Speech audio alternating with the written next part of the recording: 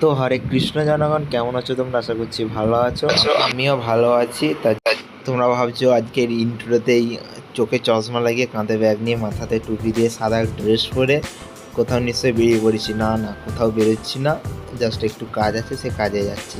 দেখতে পাচ্ছ আমার 2 চাকা সাইকেলে করে বেরিয়ে পড়লাম। সোজা গিয়ে সবার ফার্স্টে দোকানে চলে গেলাম। দোকানে যেয়ে কিছু কাঁচি নিয়ে নিলাম। আজ যেহেতু দোকান বন্ধের দিন, সেহেতু দোকানে কিছু মাল করতে হবে এবং কাঁচি ধার দিতে হবে। তার জন্য একটু আরামবাগ যাচ্ছিলাম, ভাবলাম তখনই ভিডিওটা শ্যুট করি।